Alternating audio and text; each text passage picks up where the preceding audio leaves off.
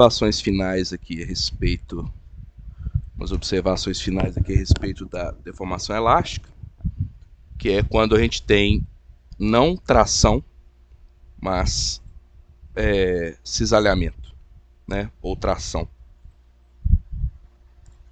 Quando a gente tem um ensaio, ou quando o material ele é feito esse tipo de esforço, força para cá e força para cá, né?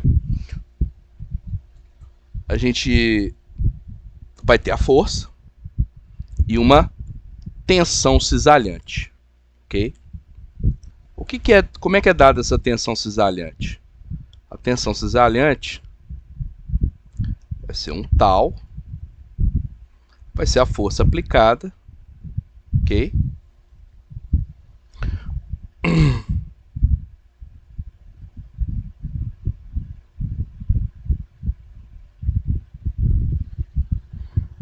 Dividido pela área zero. E a área é essa região toda aqui, ó. Tá vendo aqui? Então a gente tem essa questão. Força cisalhante nós vamos estudar mais na outra matéria. A gente vai fazer mais considerações. É só para a gente terminar essa parte aqui, tá? Da mesma forma que a gente tem essa força, a gente vai ter também... Daqui a pouco eu volto no outro lá, tá? Pera aí.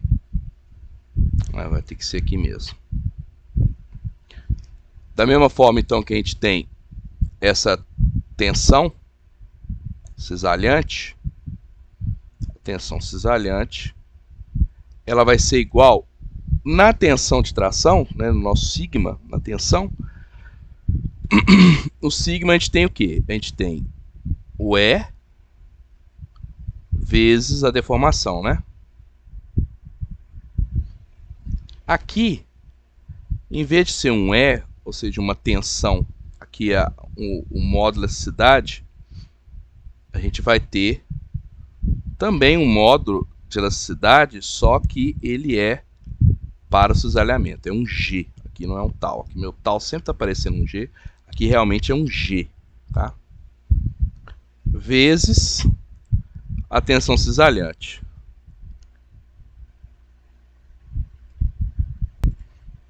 Então essa tensão cisalhante vai dar aqui como se fosse um módulo de elasticidade, só que em vez de você puxar o material, você está aí fazendo forças para um lado e para o outro, né?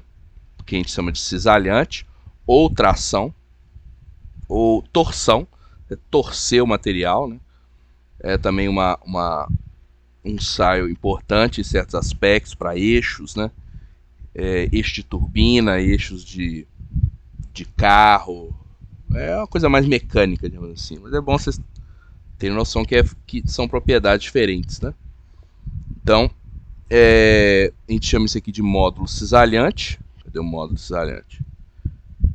Esse aqui é o módulo cisalhante.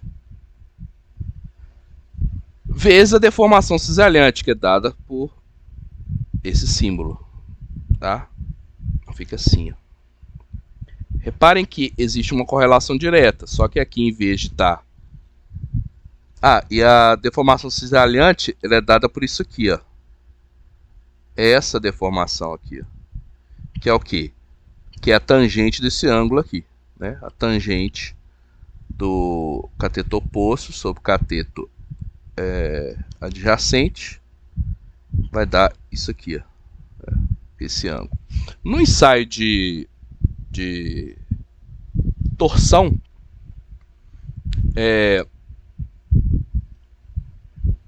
o que geralmente o pessoal mede é isso aqui, ó. Você tem o torque, tá? Que vai ser o que? A força. O que é o torque? Vai ser a força vezes o raio. Então, quer dizer, é a força que está sendo aplicada aqui vezes esse raio aqui. ok? Eles pegam lá, medem essa força e medem esse ângulo aqui, ó. Ok? E aí você faz a curva tensão-deformação como a outra, só que agora para torção. E as propriedades se correlacionam dessa seguinte forma, olha aqui. Você consegue transformar um módulo no outro. Então é muito comum que, como o ensaio de torção ele é mais chato de ser feito, em todo mundo que tem essa máquina, você consegue transformar o módulo de elasticidade e o módulo de cisalhamento, você transforma um no outro usando o coeficiente de Poisson.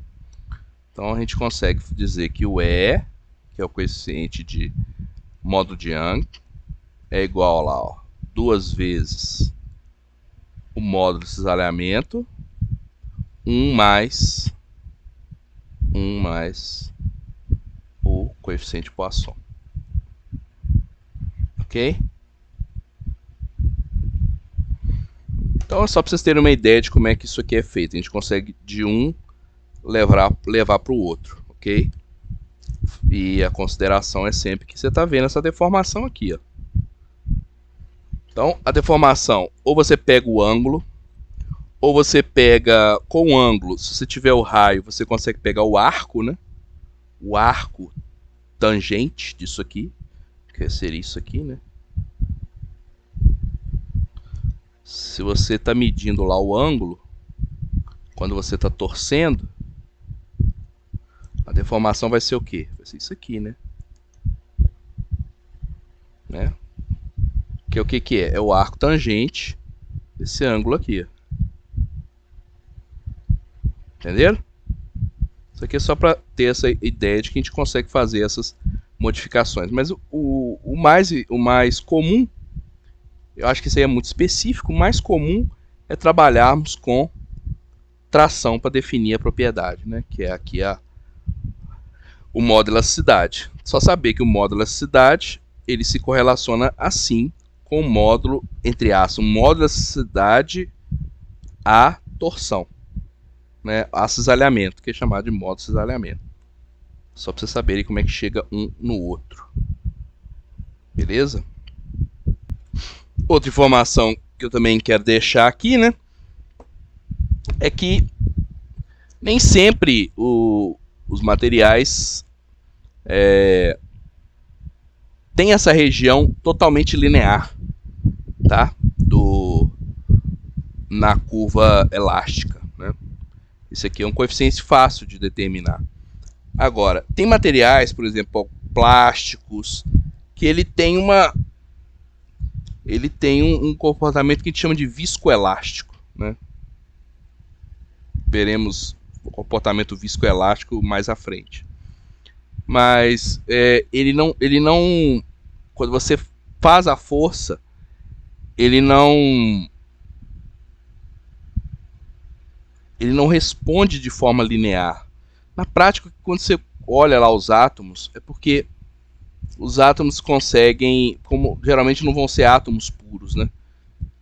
Assim, substâncias puras, vão ser moléculas ou alguma mistura de metais, por exemplo, o ferro fundido, que tem muito carbono. Então, os átomos conseguem, eles têm uma ligação um pouco mais forte, mas há uma certa... Como é que eu vou explicar isso? Há uma certa... Vamos imaginar aqui. Se eu tenho lá 2 átomos aqui, né? Uma ligação assim. Ó, dá até para fazer uma carinha aqui. Se eu aplico força para cá e para cá, isso aqui funciona como uma... Ó, agora ficou uma carinha mesmo. Funciona como uma mola, né? Então, é bem linear aqui, segue a lei de Hooke, tá? Agora, se o material é um negócio muito complicado, sei lá, por exemplo, 2 moléculas assim, Imagina uma molécula assim, que está interagindo com outra molécula assim, que a gente vai ver lá em polímeros, né?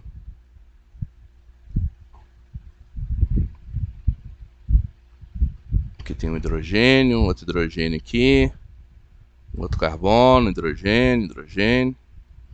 Essa coisa aqui, quando você aplica uma força para cá e para cá, não vai se comportar como uma mola simples. Porque você vai ter, de repente você vai começar a ter interação entre esse hidrogênio e esse hidrogênio. E aí você tem uma outra cadeia passando por aqui, interação do hidrogênio com hidrogênio. Depois esse hidrogênio ele começa a andar para cá, vai encontrar um outro átomo de carbono que está aqui. Então é tudo muito mais complexo, né? A forma de dissipar energia, né, da molécula se reorganizar é muito mais complexa do que substâncias, por exemplo, puras. Você está ali, só consegue pensar em a distância entre dois átomos ali, entendeu? Então, isso aqui, ó, coisas desse tipo, dão curvas assim, que não são lineares, tá? Então, o que acontece? Só para vocês saberem que isso pode acontecer. Como é que resolve esse problema? Geralmente você tem uma norma para fazer ou a derivada dessa curva numa certa carga, geralmente uma deformação. Você pega lá uma deformação x, e aí você pega a inclinação aqui da curva, a derivada da curva, e essa passa a ser o seu módulo da cidade, ok? Ou você faz um módulo secante, passando aqui por baixo. Os dois vão dar informações diferentes. Esse aqui vai dar informação num ponto, esse aqui vai dar quase que uma média, né, desses pontos aqui. Então vai depender da norma que vai seguir, né? Como a ideia aqui é comparar uma coisa com a outra, desde que as normas sejam iguais, você vai poder ter ideia, né, do que está acontecendo, tá? É só para vocês saberem que pode acontecer esse tipo de comportamento aqui. Uma outra coisa que é importante dizer, né, é que o módulo da cidade ele é proporcional, tá, ao tipo de ligação que está entre um átomo e o outro, né? Átomos com ligações mais fortes, por exemplo, as ligações iônicas. O que é que tem informação que ligações iônicas? Sei lá, um cristal de sal, ou geralmente sais, ou silicatos, óxido de silício. A gente vai ver isso aí mais para frente. Cerâmicas, né? Tem ligações iônicas. Calma que nós vamos falar disso ainda, tá? Ligações iônicas são muito fortes. Então, quando você tem uma ligação iônica, isso aqui é a separação entre dois átomos, né, o R. Isso aqui é a força entre os dois átomos. Quando a força está acima de zero, quer dizer que esses átomos estão se atraindo. E se a força é negativa, quer dizer que esses átomos estão se repelindo, né? Isso eu botei numa simulação aqui em algum lugar.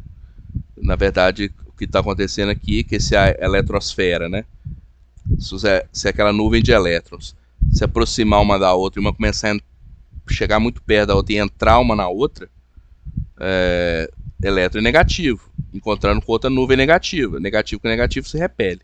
Então aparece esse fenômeno aqui, né? E isso pode chegar ao limite de você chegar lá nas forças atômicas, né? Um próton com um próton. E aí é a fusão nuclear, né? Então, por isso que a curva é desse jeito aqui. Bom. Então, o que se faz aqui nesse...